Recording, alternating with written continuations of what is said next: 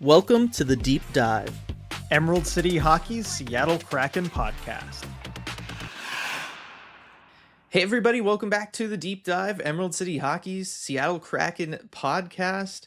RJ, last week we talked about why we weren't worried about the Kraken potentially making the playoffs and their position and everything, and we titled the podcast as such. Given this last week of games, I'm going to ask you again, are you worried? No, I'm not worried. And the Kraken in that time, with 2 wins and a loss, and the loss was pretty bad. Lane Lambert certainly kind of rang some alarm bells after the loss, but no, I mean, I felt like as usual, he was tough on the team after a really bad game, kind of gave them the kick in the pants they needed, and they were right back on track against New Jersey. Yeah, it was a loss that felt like more than one. Like if ever a Yeah. loss felt like two losses, it was that loss to Anaheim. And but yeah, I'm with you. It's not I'm not worried. Just like last week, it feels like they're, in a good spot, even though they're not technically in a playoff spot right now. They're still hanging around. They're doing what they need to do. They're working on the things that they need to work on, and we'll certainly touch on some of those, such as, like, I don't know, an idea for the Kraken, just throwing this out there for the group. You could score first in a game. It is possible. First? I Like know. before the other team. Yeah. You don't have to wait till the third period to wake up and play the game. There are, in fact, 2 periods prior that do count for something. Like stats wise. I know it doesn't seem to matter standings wise. Either the Kraken show up in the third or they don't. And that determines the whole game. But as far as your individual stats, maybe that's the reason the Kraken have never really had just a solid top tier producer, RJ, in goals or points. It's because they think the game's only 20 minutes long. Yeah, they're working on the 20 minutes that they decide to actually show up and play. That will really reduce your numbers, I feel like.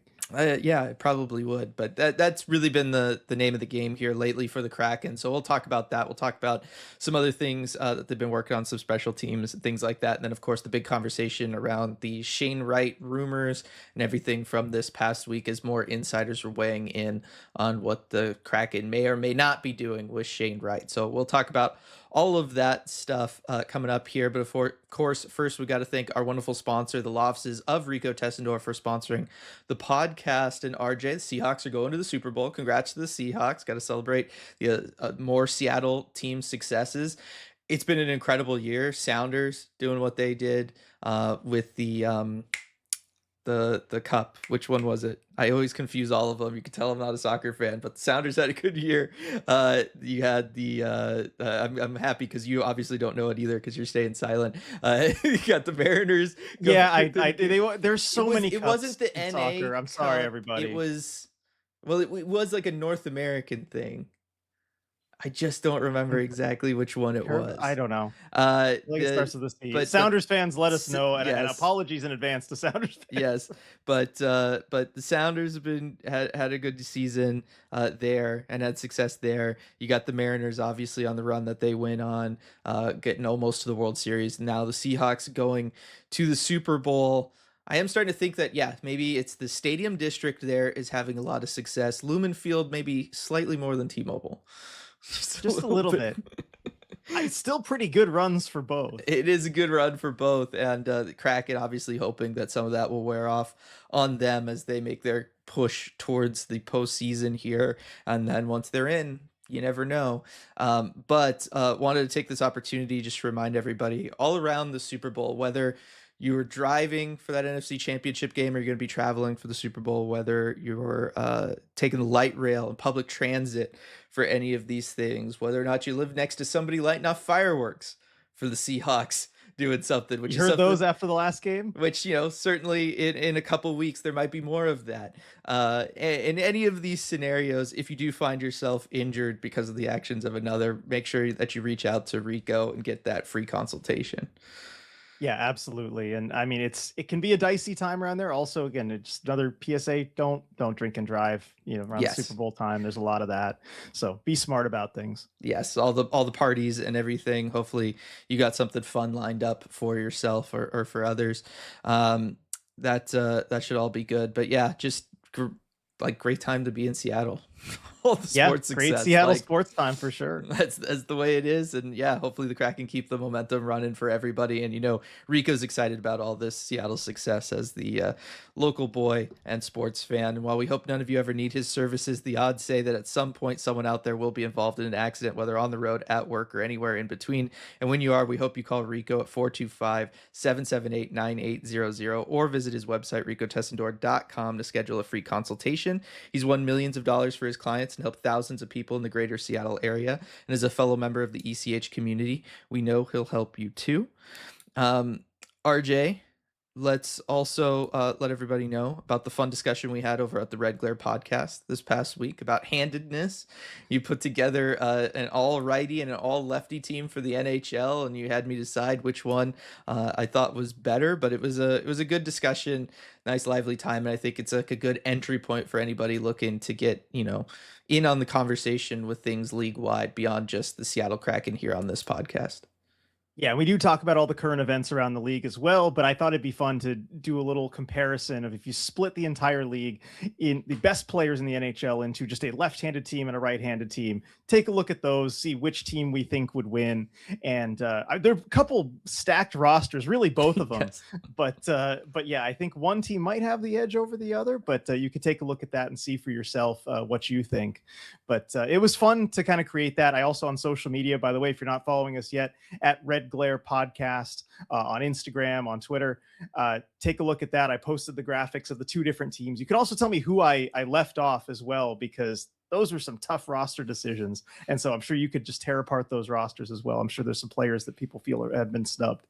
Definitely. And just as a reminder to everybody, it does have its own separate RSS feed and YouTube channel. So if you're looking for it, it's not going to necessarily be here where you find the deep dive. It is somewhere else. So you just got to search for Red Glare Podcast there. And if you're there and you want to subscribe, really help us out.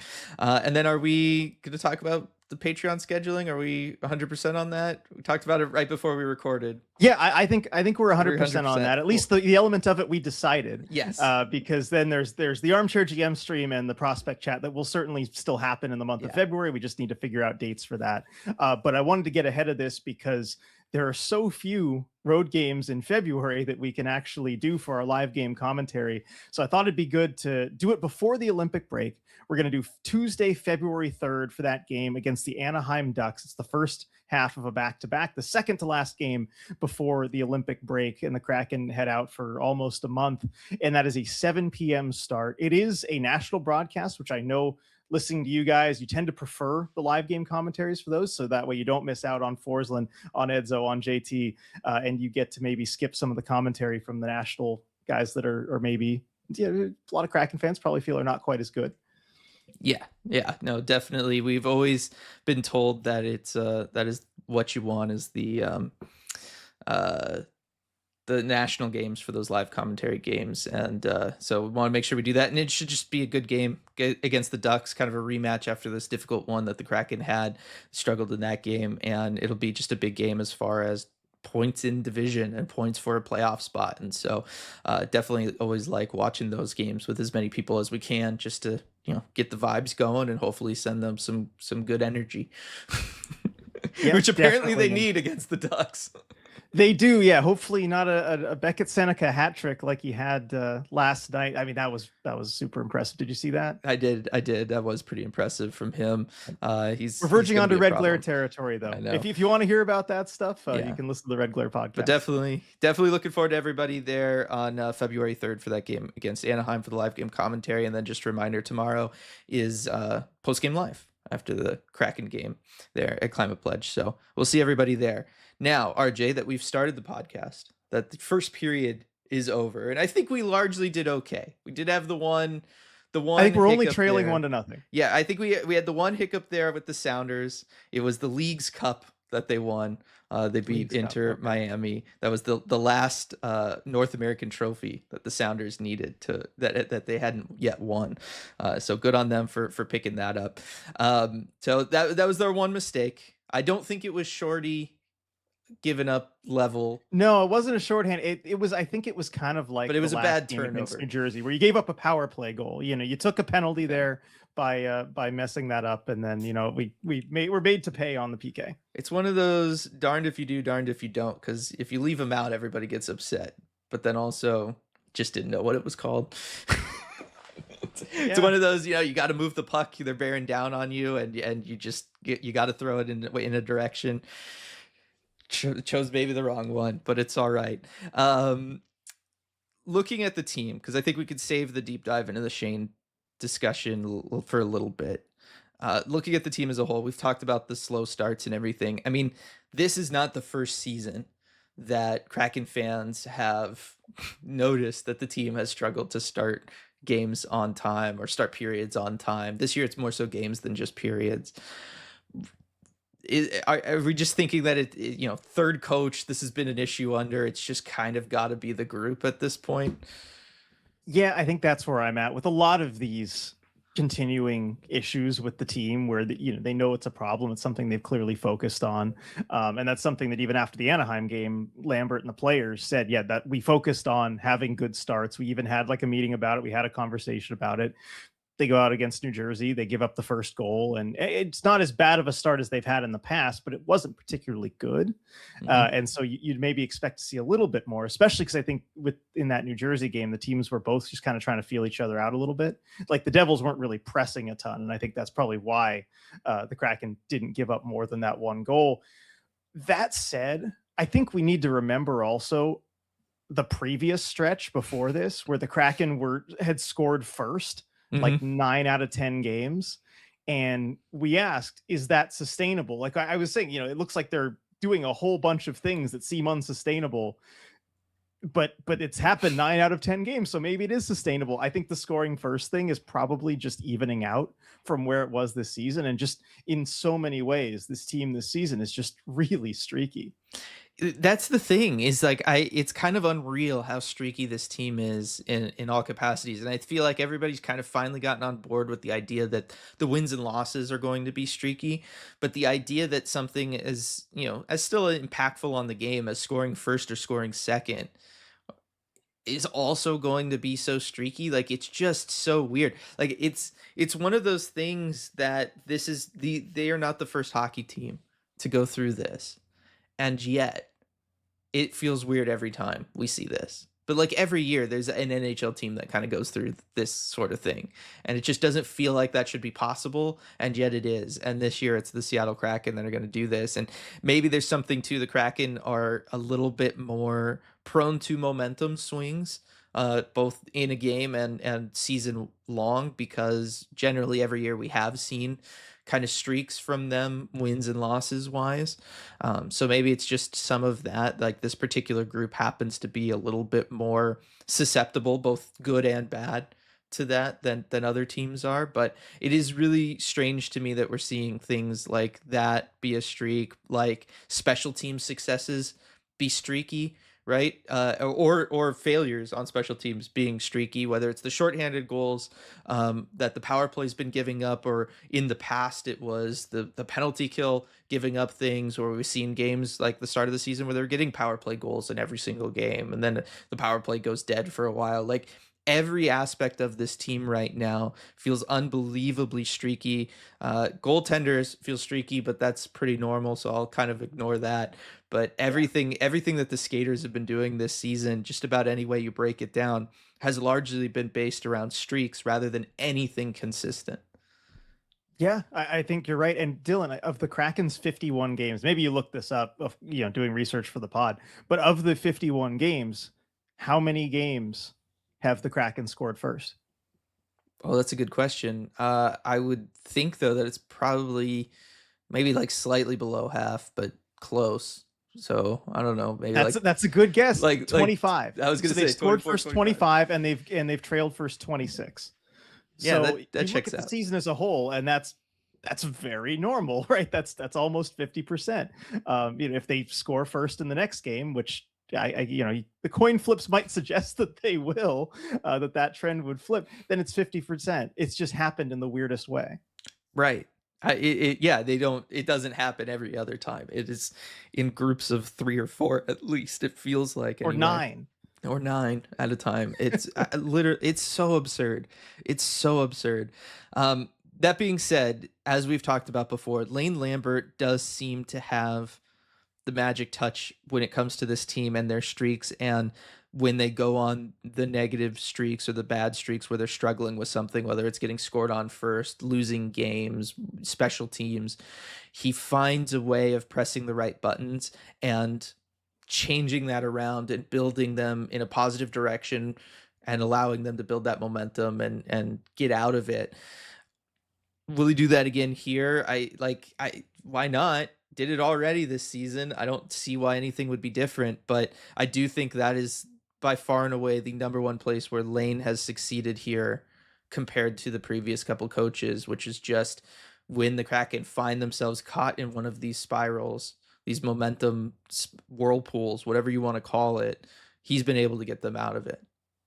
Yeah, and that is huge because that kind of thing can spiral on you and really end your season, especially around, December. That's the time that it can happen. And you look at the big losing streak the Kraken went on, or that run of a bunch of losses. They had one win in the middle of that, but in the middle of December, and that's the kind of thing that can usually sink your season if you don't follow it up with a stretch of 8 wins in 9 games, 8-0-1 stretch immediately afterward, like the Kraken did. And so I'm still impressed by Lane Lambert and how he's been able to get the group back on track. And that's why I was pretty confident going into that Devils game that the Kraken were going to win, because it felt like whenever there was a moment where Lambert actually got kind of mad and upset with the team and was talking that way, saying he's dumbfounded by the performance, all that sort of thing, they usually find a way to get it back on track sooner rather than later. Definitely. And I also think now that we're a significant amount through the season, right? We're 51 games through 82 game season. We're well over halfway at this point because these games are there's been a lot of them in the last little bit here. Um, we're also starting to see the trends of what he wants to build and work on start to come to fruition for this club. And while they've come back down to earth a little bit in the goals allowed category. They're still top 10, but they're no longer kind of hanging out there at the very tippy top of the league like they were. I think for me, the thing that's been really impressive to see in this short stretch coming out of that big, difficult December struggle that they had is the fact that the team is scoring goals more, right? Like you look at so many of the games through the first half of the season for this team, and they're very low scoring games, the low event style that we, know Lane Lambert wants to play. The events are maybe still a little low. We're still seeing at times shot counts be low, especially for the Kraken, but they're all the way up to 25th in goals per game in the league. Like they've been steadily climbing that each and every week. I look at it and I'm like, oh, they're up another spot. Oh, they're up another spot. And it never felt like the right time to bring it up, but now kind of feels like the right time to bring it up. Like I do feel like some of this is maybe just them being healthy, but I feel like it's also just them having 50 games under their belt in this system and kind of understanding where everybody needs to be, where they should be, when they need to dive in towards the net front for rebounds, stuff like that. Maddie's obviously the best example of that. But I feel like a lot of the stuff that Coach Lambert and his staff have been working on is really starting to get going here for the team, and they're starting to score a lot more than they were at the beginning of the year. Yeah, I think from an offensive perspective, that's correct. I think also there are some games, even in the losses recently, where the Kraken have kind of been dragged into more exciting games than maybe they had wanted to play. I think of Yeah. certainly the Utah game as an example. I think of Pittsburgh also as another example there, where it feels like even in some of the losses, and I think part of it is a result of just not playing the type of game they want to play, but that is going to bump up the goal scoring numbers and make things a little bit more interesting. But overall, yeah, I think they're scoring a little bit more. I think the fact also that I need to look into the exact numbers on this, but I think the fact that they seem to be hitting empty nets more, like when the other team pulls Yes. the goalie and they do have a lead, it feels like instead of just hanging on at the very end, they usually do find a way to hit the empty net of late. And I think that also just helps kind of bump up those goal scoring numbers as well. Yeah, I think that probably is the case for sure. And that would Not to definitely like help take too them. much away from how it's working in the offensive zone, but like I think the fourth line scoring is another huge element of that, Well, where they really just didn't have that early in the season. right. No, I think that that is a big part of it. What the fourth line's been able to do here lately. I mean, we talked about them last week. I think everything's kind of continued. Melanson's back since we talked last week on the podcast, and he comes back in, and I mean, he's playing fantastic. Certainly, if you look at like the hockey viz stuff with this team, which is, again, the one kind of analytics place that you can trust more than others. When we did that breakdown on everything there, Melanson's like the Kraken's best player when it comes to how the team performs with him out there, as far as an on ice expected goals standpoint. It's Melanson, and then you look at some of the other guys in the top there, or at least the guys that are going to be like kind of above average for the league, and it's Melanson, Montour, McCann, but then Yanni Newman and Ben Myers. That's your group of guys capable of going out there and really generating offense at an above average clip. And I get that certainly on the Myers and Melanson front, just with how they play, how they drive play, how they play with an energy that a lot of the rest of the team just doesn't really seem to have, and certainly that other teams can't match when they're out there. Yeah, and I mean they generate another goal in the New Jersey game on that point shot from Riker Mhm. Evans. Like and that is a result of that line just forechecking the Devils into oblivion. And that goal comes at the end of like a minute plus long shift where the Devils are just exhausted. And yeah, it's a nice kind of lucky tip and bounce off of a Devil, but that's because you're getting all that offensive zone time. I still wonder how sustainable the actual scoring is because, like, yeah, to hem the other team in their zone as a fourth line, like I think they're doing that pretty consistently. I think they can continue to do that. But going as far as to actually put pucks in the other team's net as often as they have been, like, again, they've been generating the quality. I wonder if this is like that stretch though where they scored first 9 out of 10 games, where it's great and they're doing stuff to earn it. But like, can we expect the scoring to stay this high for very long? I don't know.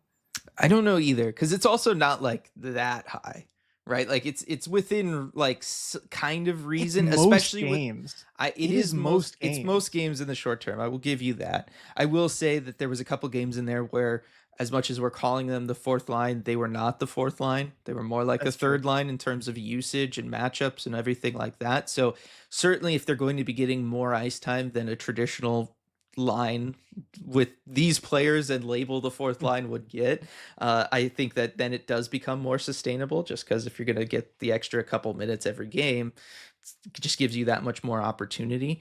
And I think Lane has done a very good job matchup wise with them, of knowing exactly what times and who to throw them out there against, especially during these home games and everything. So I think it's a little sustainable. It's certainly one of those things that, if the power play was able to be just slightly more consistent and a little less streaky, and the PK was able to be a little bit more consistent and less streaky, and the fourth line was not even as good as they are right now, but just a little bit more consistent, and all those things kind of came together, I think this team is like solidly in a playoff spot, right? And it's one of those things where I feel like we're slowly starting to get towards that at times. I don't know, maybe not. But I think if they're able to get to the end of the season where it's the last, 6, 7, 8 games, and the team is finally playing kind of consistently, I feel like then they're in for sure. And it's one of those, like, they've shown all of the things that they need to have over the course of the season at various spots. It's just a matter of getting them all to kind of click together. And they don't even have to click as good as they've all looked at some point this season. They just have to be at all of those three things at like 67, two-thirds good, and you're fine. Yeah, I'm with you, and that's like one of the reasons I'm not thinking they're in trouble is because, as I've mentioned a million times, the bar is so low. You kind of just have to be clicking at like 2/3 and you'll get enough points and you'll be fine. Like I'm still, yeah, not worried about that. And again, it's just everything's been so weird to break down. Like, yeah, you've got the second, you mentioned the power play maybe being a little more consistent. You still have the second best power play in the league since December 1st, but oh, you've allowed 4 shorthanded goals in 5 games. Yeah. Like, it's just weird like that. Yeah, the net power play rating is maybe not great on Yeah. that one, on that front there. Yeah. And they're all different things. It's not like you're screwing up the same or making the same mistake every single time on the power play to give up shorties. Like it's a different type of thing every time. Yeah. No, it's all interesting stuff, but I think they're heading in the right direction, in the broad sense. And as again, it'll just come down to consistency for them. I think the one thing that could get them in trouble is if they stay streaky like this, and post Olympic break, that if you then shift back into a losing streak to close out the year, you might find yourself on the outside looking in. Like you just have to make sure that the streak you kind of end on, given the way the rest of the division and the league is playing, is on a high note. You can't have another losing streak. Well, yeah, there's two stretches there where it's the streak you end on and also the streak that leads right up to the trade deadline Hmm. immediately after the break, because that's going to determine which players you have on your team going forward, I think. I agree. Yeah, if you're on a losing streak coming out of the Olympic break, it might make you move in one direction or the other. Which again, with this team, who knows? Maybe that makes them better. Maybe they sell off a couple guys and they just go on a winning streak again. Well, that's what everybody's, catching on to, right? Like they have better records without some of their top players than they do with them. Doesn't make sense. I like it's just the way it is. Or like I was saying, right? Who are some of the best players that this team has had this season? Melanson, Newman, and Myers. Gives them That's the opportunities, bottom I of the guess, lineup. if Yeah. you're gonna do that, if you're gonna move some guys out. I don't know. It's possible. Somebody though that has been heavily rumored trade wise is Shane Wright. And it's one of those, like, I know not everybody wants to hear the discussion on this, but we've also had so many people reach out and ask our opinions on this. Is the number one thing when I've run into people at the games or at practice has wanted to talk about. We've gotten lots of DMs and messages on the various social media feeds about this. So we definitely have to talk about Shane Wright and the story around him, RJ, as far as whether or not he's on the trade block. Yeah, and it's something I think we need to talk about. And I understand for those of you who don't want to have this conversation, feel free, skip ahead. You know, that nothing wrong with that if you don't want to hear it. But I think it has to be addressed. And it started with a report from David Pagnotta earlier on this week, and basically talking about how the Kraken might be looking to package Shane Wright as part of a move for a difference maker, and also talking about how maybe there's a little bit of discontent on Shane Wright's side of things as far as the way that his usage has gone. And I know there was some doubting to that reports. I know like Pagnotta isn't like the number one insider around the league, but we kind of ran with it and amplified it a little bit because look, it's the same thing that we've been talking about for months at this point. We've talked about it months ago on this podcast, and Hmm. something we've kind of been tracking even for like over a year with the way the Kraken have handled Shane Wright's development. Since then, other insiders like Darren Dreger, Elliot Friedman have checked in on it, and they've kind of confirmed, yeah, that's real. This is something real that the Kraken are potentially open to, moving Shane Wright in a trade for a difference maker. Now, I think it's an important distinction. It's not they're just looking to get rid of him for whatever they can get. He would be a piece in a trade for some real offensive help, probably at wing. Someone like a Jordan Kyrou I've talked about. He could be packaged with other better players. Even if you're going after like someone like a Jason Robertson or something, maybe you throw him in with McCann and Evans and two firsts and whatever it takes, to get a player like that. But he is the kind of piece that could maybe allow you to get a difference maker. And so the Kraken seemed like they would be open to that.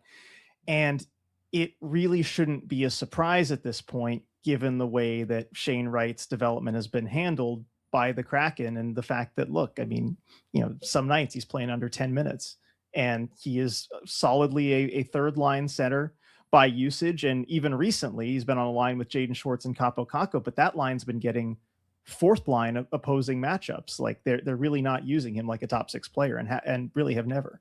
Right. And so there's the two sides to the report, and I think it's worth noting that in the initial Pinota report there was not just that he's, in essence available if the price is right, but also him being upset with the usage. And neither of the other two insiders who have checked in have mentioned things on the usage front. And so I think that's Yeah. where we can kind of, say like that maybe where the initial report maybe goes a little bit over. That being said, it's one of those things where uh I would almost like if I'm the Kraken, I would want Shane to be upset with the time on ice. Like I think it's one of those things where like should he be upset with the time on ice? Yes, because every player should be upset with how much time on ice they have. They should all want to be out there as much as possible, right? Yeah, Like I and I think it's remember kind of like a good thing in a way Yeah, and I if he remember is. last season, yes, talking to Andre Burakovsky after he came back from an injury, and it had been a few games, and I was asking like, "Are you kind of?" And he had been playing like a fourth line type of role,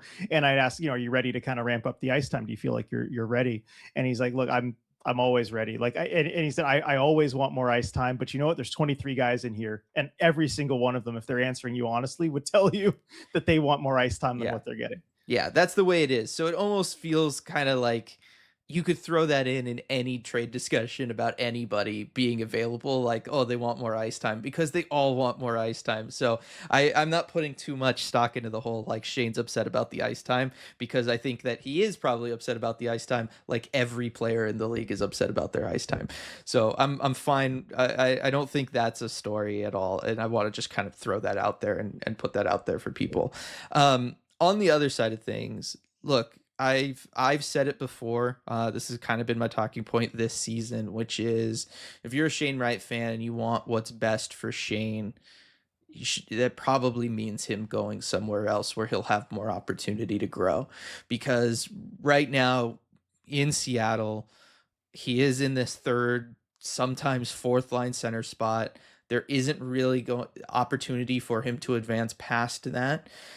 Whether it's he continues to develop at like I don't know at what point he would have to reach for the coaching staff to say that he is a better and safer option to roll out there than Matty Beniers or Chandler Stevenson. Like he's just not on their level yet, and I don't know that he's going to be able to get there either without the minutes that they're getting.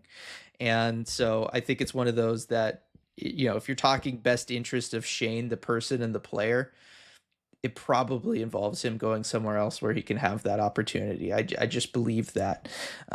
That being said, should the Kraken do it just to help him out? No, you got to make sure that it makes sense for the organization because having him as a 3C is a pretty nice luxury to have.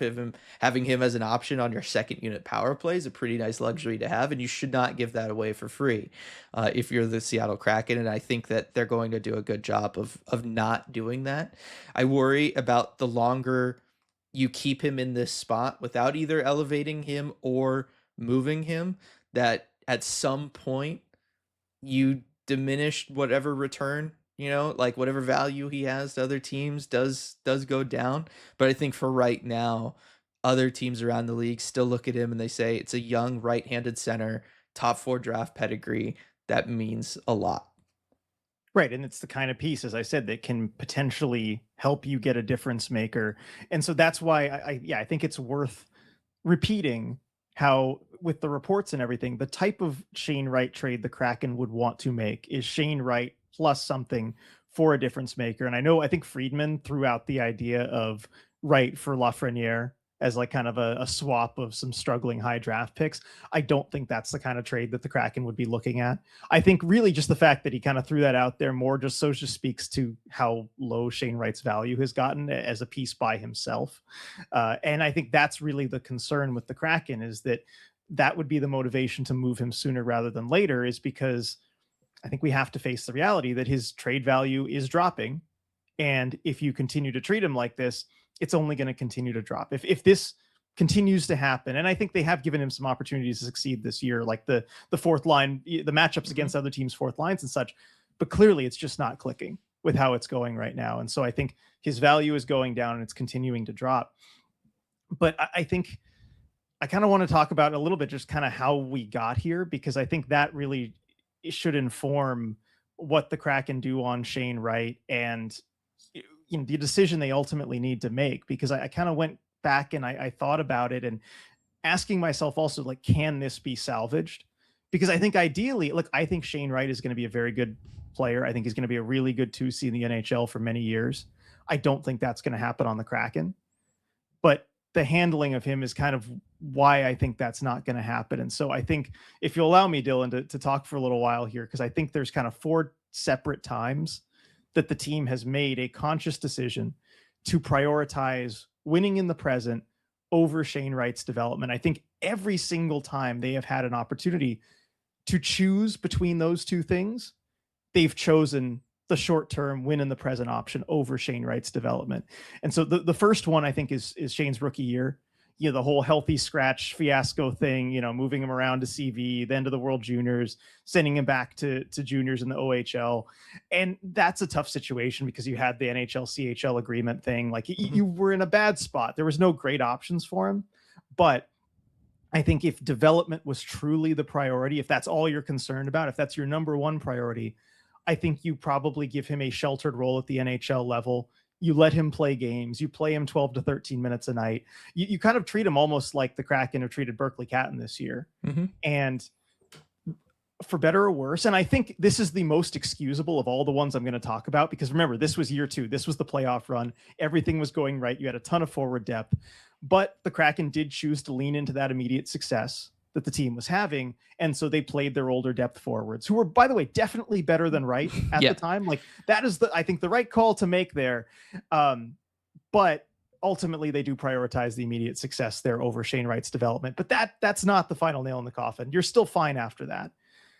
Number 2, and I think this might be the biggest one, you sign Chandler Stevenson to a 7-year deal to essentially fix a 1-year problem, to try and maybe give Shane Wright a little bit more sheltering because you're not sure if he can be a top 6 center for you. And the reason you do that is because I think a lot of people tend to forget this. That year, it was playoffs or bust for that Dan Bylsma team. Like that's why you signed Stevenson to a 7-year deal at 30 years old, why you signed Brandon Montour to the deal you did. You're going for the playoffs to try and save Ron Francis's job. That's essentially what it was. And so you're kind of selling out the future there for the present, and they didn't have the success that they were hoping to. So that leads me to number 3, and that was last year under Dan Bylsma. And this, I think, is the most inexcusable of all of the times where they chose to prioritize. I don't even want to call it immediate success because there was no real success or winning that year. They prioritized essentially nothing over Shane Wright's development. But this is the time, and I get a lot of questions about, well, is Shane Wright really doing enough to earn the opportunity this year? And I'd say, honestly, probably not. But last year, he absolutely was. Because Shane Wright, after that healthy scratch earlier in the season, he was red hot. He was one of the best scorers in the entire NHL on a permanent basis. And even though that was the case, the Kraken, for whatever reason, Dan Bylsma refused to give Shane Wright a bigger role, to see what he could actually do in that top 6 role. And I do not understand. I simply don't understand why they made that decision. And I think that's really the point where they kind of messed up his development at this point. And I think he had as much confidence as you could ever hope for from him too. We know how much of a confidence driven player Shane Wright is. And I think Dan Bylsma's, kind of wide open system wasn't the best for the team as a whole, but boy, did it work for Shane Wright, because he is a player I think you need to encourage creativity and even really selfishness, which I think in his case is a good thing. He needs to be a little more selfish as a player. He's the opposite of a lot of young players. And you had that. You had the high confidence. You had dozens of meaningless games once the team was basically eliminated to just let him cook and see what you have in him. And they squandered it. They basically wasted that entire time in the pursuit of a few meaningless wins to maybe try and save Dan Bylsma's job, which wasn't going to happen anyway. And so that one was inexcusable to me. And I think that was probably the biggest problem that you had, but it wasn't the final one, because I think the last last time where the team prioritized immediate success over Shane Wright's development was this year, and the hiring of Lane Lambert. And I think, again, I like Lane Lambert as a coach. I think he's done a fantastic job. Like, he's helped turn the team around here, get the focus issues fixed. But you look at the alternative. I think this could have been a transition season for the Kraken. It's what we thought it might be. They could have hired a coach with a more offensive system who would help Shane build off that success, that confidence from last year, and it would have been a better fit for him. And they could have given that coach even like a nudge, like, hey, you've got a few years. We're not going to fire you right away. If you can put Chandler Stevenson in a third line role and give those extra minutes to Matty Beniers and Shane Wright. Don't worry. You've got the green light to do it. It's all about development. That said, they went the opposite direction. They hire Lane Lambert. It's a defense first system. You're trying to juice the results because I think part of it is because you had the year 5 season ticket holder renewals and you're worried about all the money you're losing. So you choose short term success over the long term development of one of your core pieces. And so I think every step along the way, they've made that choice to prioritize something else over Shane Wright's development. And so when I say that his development has never been a priority for the team, that is what I mean. And so when you continue to make those choices, why would you expect a different result? And I think one more thing on this season too, Lane Lambert talked about it a couple days ago at practice, but he said that he had basically a conversation with Shane this season about him maybe sacrificing a little bit of that point production in order to play the right way defensively. And we know Lane Lambert wants his team to play disciplined defensively and all of that.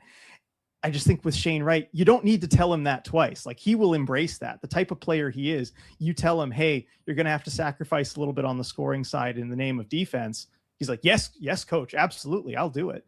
And that's kind of what he's done this season. I think he needs the opposite, which is telling him to be creative offensively, go for it. And he's really not getting that.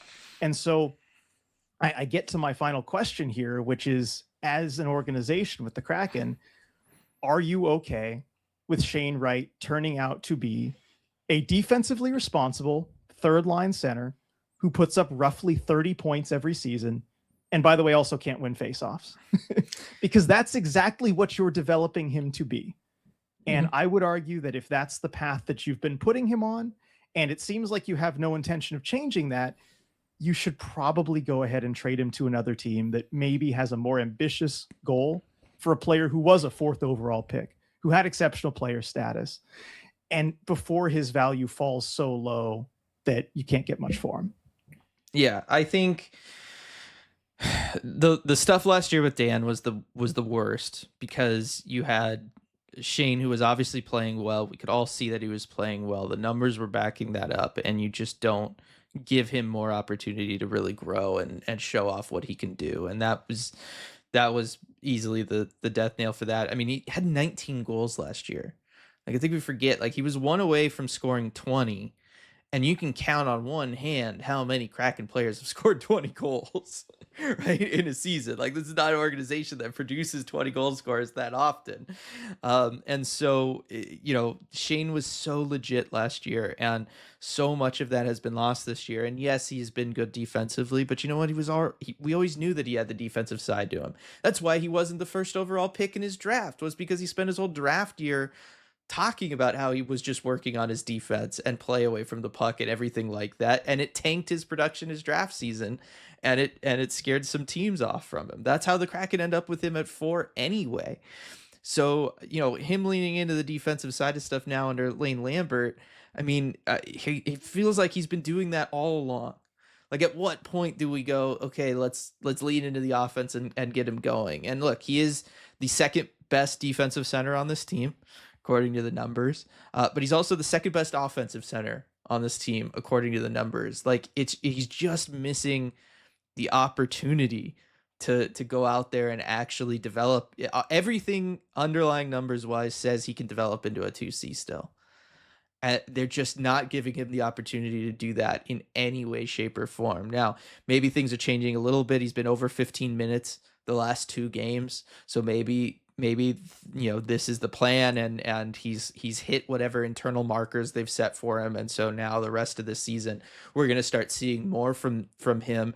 And look, there could be an element of that internally, because if you can turn him into a guy that can eat 15 minutes and be your second best center offensively and defensively metrics wise, and we know that he has the ability to finish at a higher rate than what he's finished at this year, that's a great thing to have as you're looking to make the playoffs and to go into the playoffs with, right? Have a 3C capable of playing on some special teams, getting 15 minutes a night and scoring at a 20 goal clip. Like, that would be awesome for the Kraken to have, and it would make a significant difference in whatever first round matchup that they have.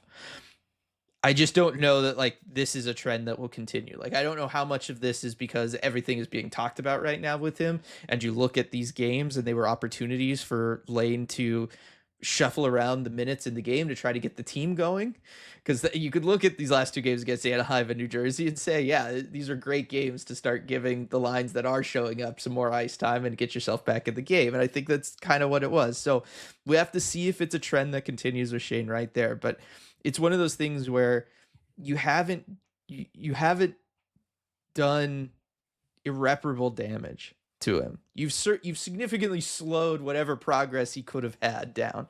There's no doubts about that. But it's none of it's irreparable. He's still young enough to figure it out. But again, you have to commit the time to giving him that opportunity. And I just don't know that things are going in the direction where that's going to be possible with the team looking to make the postseason this year, with Lane Lambert probably going to be their coach for the foreseeable future. I just don't know that it works out for him that way. Like again, I don't know at what point, and I don't know about what proprietary models they have and what their internal metrics are showing them and everything like that. But based on anything publicly available that we feel more confident and trusting, it says that Shane Wright deserves more, and he's still not getting it. And I just don't know when that's going to change for the Kraken. Yeah, and I know there is that question because I want to address the people who would say, well, he hasn't played well this season. He doesn't deserve more ice time. And I do think like Chandler Stevenson is playing better than he is this season. Like Matty Beniers is playing better than he is. As far as like ways up the lineup, there's not a whole lot if you are prioritizing just who's the best players, who's going to give the team the best chance to win on any given night. Like I think that is the reality. Uh, it's more of a bigger picture thing where you've chosen that, okay, that's what we're going to do this season is we're going to our number one priority is going to be to sneak into the final playoff spot and get our doors blown off in the first round. That is prioritized above everything else, rather than making sure that we try and get Shane Wright's development on the right track. Yeah, I think though that looking at the numbers though, and what I was just talking about, is that Shane Wright's actually, it hasn't been playing as bad as it's felt like. Like the production is down and it feels like he's playing bad, but the more I look into it, the more it's kind of like, he is definitely has less offensive upside than before, which speaks to what Lane was talking about him focused on defense. But like, even if you want to just like ignore the advanced numbers, he's only 12 points off of Chandler Stevenson, playing over 6 minutes less every night. Like I can't help but think if you Is that change, different? Yeah, it is 6 minute difference. Oh my yeah, god. it's a huge difference. But it's one of those things where like if you reverse that ice time, they're probably like in opposite situations as far as the points there and goals. He's only 6 goals off of Chandler Stevenson too. Um, and that would be the difference probably of just him being on the first unit power play. Because you look at, Chandler Stevenson has 6 goals on the power play. Shane only has one. So if you looked at the ice time they're getting on the power play, I bet that's a big difference. And I think, you know what I mean? So like, it's one of those things where I think we've noticed Shane when things have been bad. We haven't necessarily noticed things when it's been working for Shane's line, and they just, for, one reason or another, haven't put it in the back of the net, which, let's be fair, that's lots of guys on this team that you could talk about like that. Yeah, no, I think that's fair. It's far from an issue of just him. But yeah, I mean, and then I guess we should get to a question that we have here from James on Instagram, because I think it's an interesting comparison to make, because you look at how Berkeley Catton seems to be thriving, under Right. this team. And this is still a team that is prioritizing the winning now rather than developing players for the future. I think it only happens coincidentally that they're developing some of these young guys. And the question is, like, Berkeley Catton's definitely been given more opportunities than Shane Wright at this point of his career, ice time, line assignment. Do you think Catton has done more than Wright to earn these opportunities, play driving, defensive effort, aggression in the offensive zone, etc.? Love to hear you guys' perspectives on the deep dive.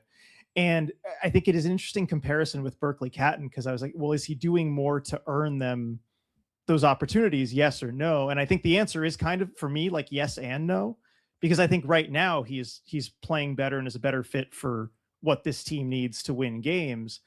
On the other hand, though, I think that the big no in that is that I think Berkeley Catton was given that opportunity uh, by game 2 of his career more than Shane Wright really had. And I'll bring up this stat from, like earlier in the season. Berkeley Catton played what, north of 18 minutes in his second game in the NHL, and Shane Wright in his 102 game NHL career had only had 18 minutes twice. Like, it's just total night and day as far as the opportunity those two were given. I know winger, I center, was all gonna that say stuff. there's a huge thing that you're not mentioning, and that's the fact that Berkeley Cat was on the wing and not at center. And Well, the Kraken moved Shane Wright to wing, and he still didn't get that. yes, but the very different circumstances. And I will say Yeah, this as well, on terms of like him playing like he deserves it versus Shane Berkeley. That being the case with Berkeley Catton plays his game all the time. We have seen Shane try to change his game to what the coaches want under 3 separate coaches now, right? And that's just kind of who Shane is. Berkeley Catton's going out there and playing his game. He's trying things in the offensive zone that guys getting significantly more ice time than him are not trying because they just don't even think about it in the moment, right? Like Berkeley Catton has offensive upside that arguably nobody on this team has, right? And I'm including Jared McCann in that. Like just from the ability to create and drive offense and make things happen in the offensive zone, not just stick to the cycle, not just try to be in the right place at the right time, but just actively develop and create plays, create space for his teammates, fill empty gaps, all of that stuff. Berkeley Catton has just higher hockey IQ than most hockey players do. That's why he was the 8th overall pick despite his size and everything like that, right? Berkeley Catton showcasing those right away in his NHL career and not being afraid to go for it and still trying to find ways of playing like himself and generating those chances while fitting into the Lane Lambert system. That yeah, that deserves in my mind the ice time and the chances that Berkeley Catton's getting because he's trying to find ways of still being himself and bringing that upside that only he has while putting in the work on the rest of it. And again, it's infinitely easier to do that on the wing than to do it as a center. And so I think like it's near impossible to compare the two because of the position difference, but also just because of how they've approached their opportunities. yeah, and I think also they're different players in terms of, like, Berkeley Catton, I think, is the more traditional younger player where coming out of juniors, he's thinking offense first. Mhm. He's all about scoring. He's all about creating playmaking and creating in the offensive zone. And then maybe you have to coach up the defensive side a little bit and kind of get him ready for NHL minutes and such. Whereas Shane Wright's kind of the opposite. And I think a Yeah. lot of coaches probably, especially a Lane Lambert type, probably don't really know what to do with that. They're so used to the younger players, you know what I mean, who are thinking all offense, and you need to coach up the rest, the defensive side of their game, and then you're not really sure how to handle the opposite. Yeah, I mean, look, it's there's a lot of it. I don't think it's as hyperbolic as a Yeah. lot of the conversation around Shane ends up becoming because that's just all you have to do with it and because time passes slowly and these are only things that can be like figured out over long stretches of time. And so when you have every day to dig in your trench on one side of the debate or the other, it's a lot more time than he has to showcase what he can do and for the organization to kind of plan around it and put him in different positions to succeed or not succeed and all of that. So I think that there's an element of that here with Shane Wright from everybody. I think it's one of those things where I think Berkeley Catton also showcased during the preseason that he understood the concepts defensively. Watch those games, especially the games that he was playing center during the preseason. He was the first guy forward, the first guy back. Like he was everywhere on the ice. He showed that he could play below the goal line, that he was willing to go into those battles. He was not winning those battles, but he was showed that he understood the assignment. And I think that so often for coaches, a lot of it comes down to that. And I think Berkeley Catton showed that he can do that and that he understands, certainly on the winger side of things, what he has to do. And so Lane Lambert goes with him at times, but like he's still averaging less time than Shane Wright. It's not like on the whole he is getting more opportunities than Shane Wright. He's averaging a minute less over the course of this season, and he's doing it on the wing. Like I don't know that there's a ton of conversation around this year that you can have that directly compares them. I think you can compare them somewhat development wise, but again, it's apples and oranges given the two different scenarios with the position and also where the teams are at. Yeah, Like the and the situation this year for the Kraken coming out of last season significantly different than what Shane had to experience coming into last season or his D+1 season. yeah, or even I mean, even in juniors, like losing as much development, being in that COVID generation of Right. players too, like he's been through some stuff, man, Yeah. that Again, players coming up after him just haven't. I point to that his draft class, and it's like Logan Cooley and Cutter Gauthier and not much else as far as guys that have shown up. Like Slavkovsky's figured it out, but they've significantly like changed kind of who he was. Again, credit to him and Marty St. Louis for doing that there. Simone Nemec is like just now maybe starting to show up in New Jersey to some extent, but like it is a draft class that has struggled. It is not like a Shane issue. Everybody in that draft class more or less has struggled. Yeah, and you look at, I mean, not just hockey players, any people whose key areas of or times of development happened during COVID. Like you look at just study across the Mhm. board, it's very rough on anybody. So I think that's certainly a part of this that I think at this point kind of gets ignored, but it's still I'm sure has a big role to play in all of it. Yeah. So I don't know. It's there's stuff around that I think is like again, do I agree with you on the whole? Yes, the Kraken have never truly prioritized Shane Wright versus the rest of the situation going on. Last year being the most damning example of that. I 1000% agree with that.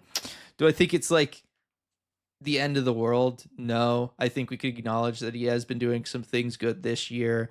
I think that it's one of those things where, as I've been talking about all along, like this year, kind of next year, when he's 22, is like the age. If you don't figure it out by then, the odds that you do figure it out drop off massively. Very few guys figure it out past that point, and the ones that do are all of them on different teams when they figure it out. And I think that Shane is very much kind of headed in that direction. But I think it's one of those things where, you know, it's still salvageable. They just have to make the call. No, I'm with you. I think it absolutely is still salvageable, and I think the Kraken, in theory, could do it if they made the call. I don't. I don't think they have any desire to make that call. I haven't seen anything in their actions that suggests to me that they will, and so that's why I would be in favor of moving him, just because it seems like they have no intention of reversing course. Right.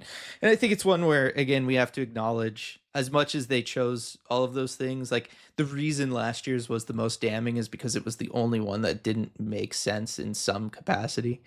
Right. Yeah. Like you talked about before that, you know, they're in a unique situation. They're an expansion team. So they have all these NHL level veterans.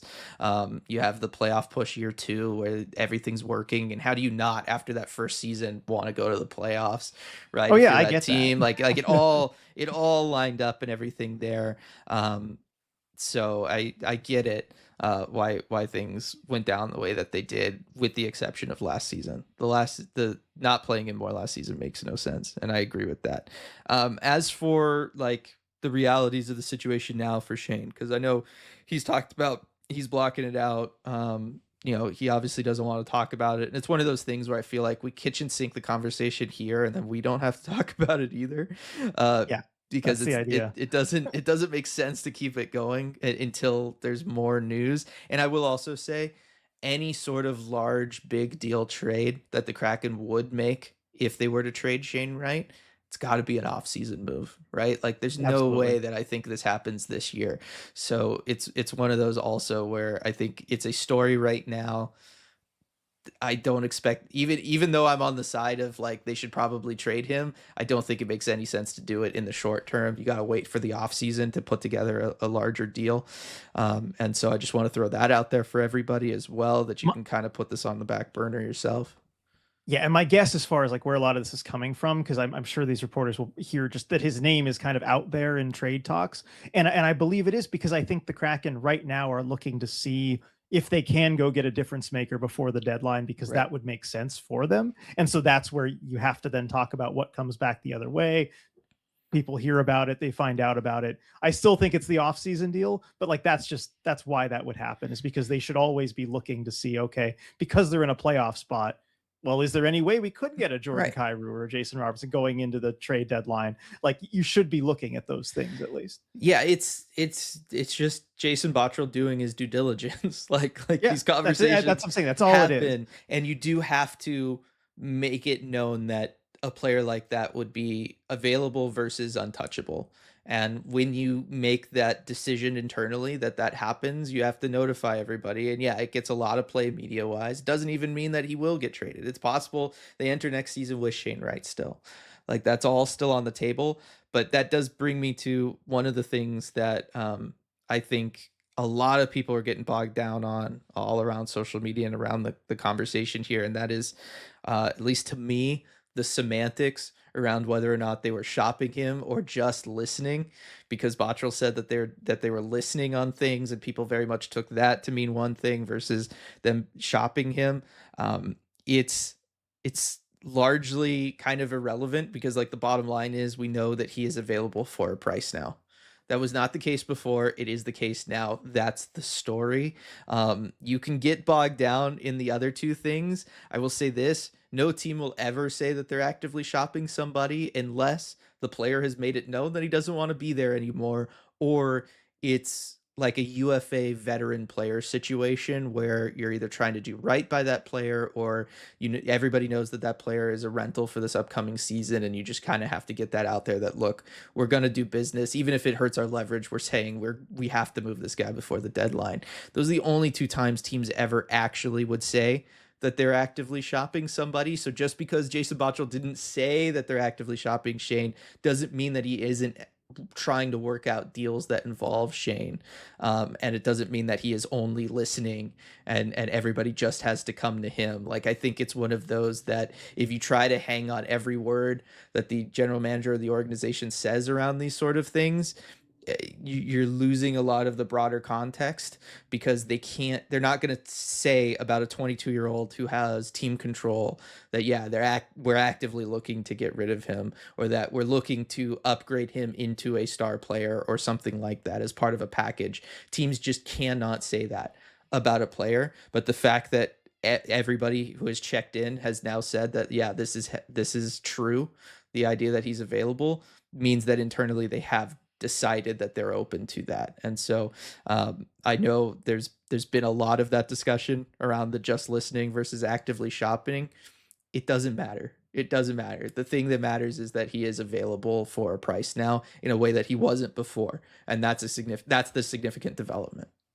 Right. And when we talk about players' names being out there, or the teams are discussing players as far as a move too, and I think that was one of the reasons there was a lot of, I saw a lot of comments kind of doubting the initial report or whatever, that like, how do they know, players' names are out there, or that often insiders will talk about players' names being out there that don't end up getting traded or traded right away.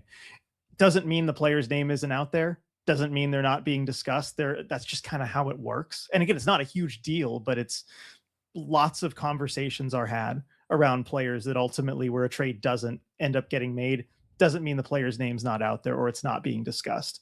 That's just kind of how the whole situation works there. And I think, yeah, the notable part is just that for most teams, when you have a top 5 draft pick who is being brought up in your organization and everything, there is an assumption from the moment that pick is made that that player is untouchable, and that almost always is the case.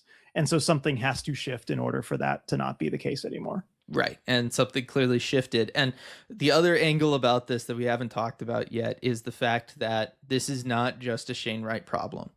This is, to an extent, a Berkeley Catton problem, although Berkeley could stay at the wing long term. But it's also like going to be a Jake O'Brien problem. Like, the reasons to move Shane Wright don't just necessarily involve Shane Wright, and they don't just involve the present right now or the last 2 seasons or whatever. It also has to do with the fact that the Kraken have made a choice to draft, best player available, these last couple drafts, they have drafted almost exclusively centers as an organization in all 5 drafts that they've participated in. They've drafted 4 of them in the first round, and 4 of them in the top 10. Okay. Literally, you can't play them all, right? Some guys are going to have to shift to the wing. Berkeley Catton's already kind of done that. I think long term, it would be nice if he could go back to center, though, just given how dynamic he is and what he could bring to a team. Somebody at some point has to move. It's probably not going to be Matty. You gave him the long term extension. We know what he brings to this team and how good he is defensively. That gives you Shane, Berkeley Cat, and Jake O'Brien. There is no way to make it work with all of those guys. Certainly not with the fact that you also still have Chandler Stevenson under contract, all of that. But even if Chandler Stevenson wasn't around, somebody at some point was going to have to get traded. That's just reality. Either that or they just don't work. like that's the other outcome. But the idea of you doing that tells you that at some point we're drafting all these centers. Centers have great value. At some point we're going to have to move one of these guys for something else. And so whether it's now with Shane or it's with one of the other guys at some point in the future, a trade will happen around one of their young centers because it just has to. You can't give 4 different centers 19 minutes a night. There's not enough ice time available. And so it's one of those where if they have determined that, look, for various circumstances, things around Shane just didn't work out right for him to develop properly here, and we think it's in his best interest and our best interest for him to get a fresh start somewhere else, and they move him, fine. Because again, in 2 to 3 years, Jake O'Brien's going to be in this exact same spot. And hopefully you learn the lessons of what didn't go right with Shane Wright, and you correct things for him, and you correct things for Berkeley moving forward, which you already kind of had by him playing on the wing and keeping him on the NHL roster this season. So it's one of those things as well. Like it doesn't mean if we see a move from them also that they've just given up on him or anything like that. They're going to have to, if you're going to view any trade like that, then yes, at some point they're going to have to give up on one of these guys because they're going to have to trade one of them at some point. There's no way for all of them to play center. And I think realistically, only Berkeley is fit to play on the wing. Jake O'Brien will not work as a winger. Shane Wright will not work as a winger. Matty Beniers will not work as a winger. You just have too many. Somebody has to get moved at some point, and it's in your best interest to move them while they're young and still has significant trade value. Yeah, and it's a numbers game, and it's not only do you not have 4 spots, but you don't even really have. I mean, if these guys turn out to be as good as you're hoping, you barely have 3. Right. Because that third spot is the one that Shane Wright is kind of stuck in right now, and it's not really enough for I think a top 10 pick for what you're hoping they become. Right. So it really is a numbers game. Right. So it's just another reason I think Catton probably profiles more on the wing going forward for this team anyway. Exactly. Like I think he probably has more. He could be more productive as a center long term, but I just don't know that he'll ever be in that spot with the Kraken because they just can't afford to. like they just have too many guys coming up the middle. And so those are the kinds of ways that I want people to frame the Shane Wright discussion, is that, look, there was weird circumstances when they drafted him and he came in and they were an expansion team. And I think it's fair to admit that things have not worked out the way that they should have. I don't think that is being too overly critical of the team the way some people seem to think it is. But I think it's also healthy to acknowledge that a fresh start would be good for him, and that at some point somebody's going to have to get moved anyway. And you can just start having those conversations and putting yourself in the headspace of, look, the team has done too good a job finding guys like this, and they need to make room for them all. Like it doesn't have to be framed as though Shane has been disappointing or bad, or the team is against him, or any of these things that I've seen some people frame it as. It doesn't have to be that way. It can be too much of a good thing, and that timing wise, it was a young organization in a really weird moment, and they just made some mistakes, and unfortunately we found ourselves here. Like that happens. Stuff happens. And if you want to take the next step, like I would, and get into the armchair GM mindset, okay, this is an extra asset that we have. How can we use this to go out and get what the team needs? if you're thinking about it from Bottrell's perspective, because the Kraken certainly do need a dynamic scorer. That's something they've needed from day one. Hmm. How can you use this asset and this too much of a good thing problem to go out and get what you really need? Right. And you have a ticking clock on assets that could join Shane. Because one, Shane himself is a ticking clock to a point. Once he hits like 24, teams are going to really start to devalue him. Um, so you have him as a ticking clock. You also have as a ticking clock the Tampa Bay picks, right? Yep. That all along the organization has talked about wanting to move as part of a deal to get something else. Well, that Tampa Bay first rounder is this year. Like you have You until have to the either end of make it June or yeah. to move that pick. Okay. And as we know, certainly for late first, which is what this Tampa pick is projecting out to be, teams much rather would have that pick than just take whatever prospect you decided to draft with it. Yep. Once you drive it off the lot, it That's loses a it. lot of value. Yes. Yeah. So I think it's one of those where we're most likely to see a deal in the offseason. And then if it happens, it has to happen before the draft. And that gives you a narrow window if they're going to wait for the Stanley Cup final to finish too. Like that, then you're talking about like maybe 2 weeks. Yeah. And if you're, I mean, and also you have kind of ticking clocks if you're going big game hunting and and you need to include someone like a Jared McCann in there. He's got 1 year left on his deal after this one. That's another kind of ticking clock there too for some of the assets that you'd have to move. Because I know it's uncomfortable to talk about getting rid of any of these like really big, kind of centerpiece type of guys, but like you have to give to get. And that's something that I think, the Kraken never really ever did under Ron Francis. I don't think he was ever willing to give to get, but it's something that Bottrell's going to have to do. Yeah. So those are the time. That's like the kind of the timeline, and it's one of those because that window pre-draft, post-cup final, and pre-draft is going to be short.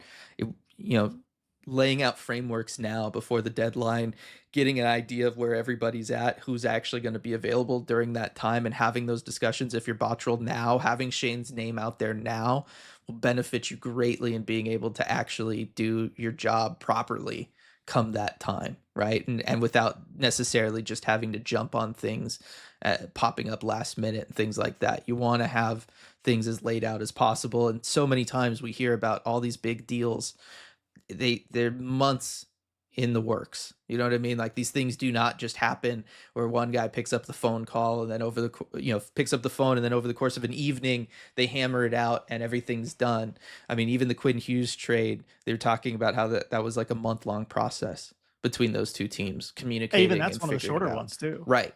And so it's one of those where the idea that there would be discussions around Shane now and then we don't see anything until mid-June, very normal. So just want to again put that out there. Like this is how the business works. This is what's going on. That's why you're hearing some of the things that you're hearing. It doesn't have to be like as short term scary. Yeah, exactly. This is all as far as the trade process and the talks and the reports and everything. This is all normal for a situation like this. Yeah. Anything else on that, RJ, or should we close it up? No, I think we should close it out. I don't know. I still don't love having the Shane Wright conversation with everything. It's still, but I'm glad we got it out of the way. Yeah, no, now we don't Now have we to got it deal out of the with way. it. Yeah, Again, that's kind of how I feel about it, honestly. yeah. And we'll see. Like again, he's had the ice time these last 2 games. We'll see if that trend continues for him or not. We'll see how things all shake out. Like I said, the team feels like they're slowly taking strides as a whole and figuring things out and trying to get things all on the same page consistency wise. We'll see if they're able to do that. We're still not worried about where they are playoff wise. That's the important thing. And yeah, that's kind of it on this front as they have what a week 5 and a games half left? before Yeah. the Olympic break. So the condensed schedule continues, RJ, which Elliot Friedman reported today. The league's looking at for 2 years from now with the World Cup, just starting the season earlier so the season does not have to be as condensed as this season has been because it's been brutal. It's the obvious answer. It is. Like it's so clear. Yeah. No, it definitely is. And look, right as the Kraken finish up that last game that they have before the Olympic break on the 4th, and then just a couple days later, Seahawks in the Super Bowl. Get to watch that, and so you don't even have to worry about any conflicts there. between things. You can just kind of roll with the Kraken until they take their break, and then roll right in to things for the Seahawks. So want to wish them luck in the Super Bowl, of course. Want to thank our sponsor one more time, the law offices of Rico Tessendor, personal injury attorney, for sponsoring the podcast. As always, while we hope none of you ever need his services, the odds say that at some point someone out there will be involved in an accident, whether on the road, at work, or anywhere in between. And when you are, we hope you call Rico at 425-778-9800 or visit his website, ricotessendor.com, to schedule a free consultation. He's won millions of dollars for his clients and helped thousands of people in the greater Seattle area. And as a fellow member of the ECH community, we know he'll help you too. Thanks so much for listening, everybody, and we'll see you all next time. Hey everyone, before we go, we just wanted to give a quick shout out to all of our awesome patrons over at patreon.com/Emerald City Hockey, especially our Terror of the Deep patrons. Thank you so much for making all this possible. We really appreciate your support.